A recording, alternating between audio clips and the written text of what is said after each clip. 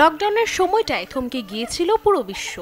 ঘরবন্দি এক একটি সম্পর্ক ছিল চারপাশের মতো নীরব। ঢাকা শহরের এক নির্জন বাড়িতে ঠিক এমনই এক সম্পর্কের গল্প বলা হয়েছে জয়া ও শারমিন ছবিতে। ইন্টিমেট রিয়েলিজম কাহিনীকে উপজীব্য করে তৈরি ছবিটিতে শব্দের চাইতেও জোরালো হয়ে উঠেছে চোখের ভাষা, নিঃশ্বাস ওঠানামা আর নীরবতার গভীরতা। শুক্রবার মুক্তির পর শনিবার সন্ধ্যায় হয়েছে জয়া আর শারমিন ছবির বিশেষ প্রদর্শনী, যেখানে উপস্থিত ছিলেন সিনেমার দুই প্রধান চরিত্র জয়া আহসান ও শারমিন।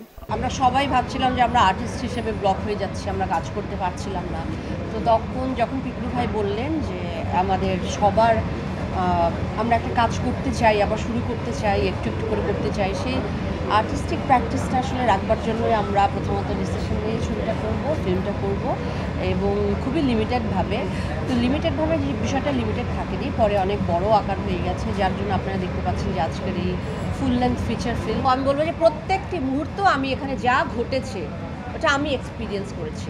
নারীদেরও গল্প আছে, যে গল্পটা জানা হয়তো খুব জরুরি, আরও বেশি জরুরি। সেই গল্পের মধ্যে দিয়ে হয়তো এই পৃথিবীটা আরেকটু পরিবর্তিত হতে পারে, আরেকটু নরম হতে পারে, আরেকটু সহানুভূতিশীল হতে পারে। দুই নারী, দুই প্রজন্ম, দুই অভিজ্ঞতা। লকডাউনের নীরব সময় তারা আটকা পড়েন এক ছাদের নিচে। সিনেমাটি দেখে মুগ্ধতার কথা জানালেন আমন্ত্রিতরা। খুবই ভালো লেগেছে এবং আমাদেরকে সেই কষ্টের স্মৃতিতে আবার নিয়ে গেছে আর কি। এই মুভিটা খুব নস্টালজিক হয়ে গেছিলাম, সেই সময়কার সেই ভয়াবহতাটা মনে পড়ছিল আর কি।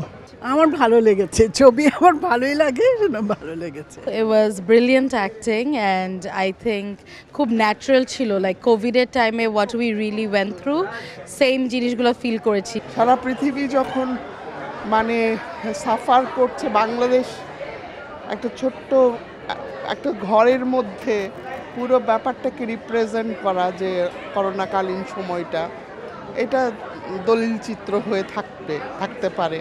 জয়াপা এই নারীদেরকে এগিয়ে রাখছে সব সময়, এবং আমি আশা করি যে আমাদের ডিরেক্টররাও চিন্তা করবে নারীদেরকে নিয়ে আরও বিভিন্ন চরিত্রে অভিনয় যাতে করতে পারি আমরা, এবং বিভিন্ন বয়সের।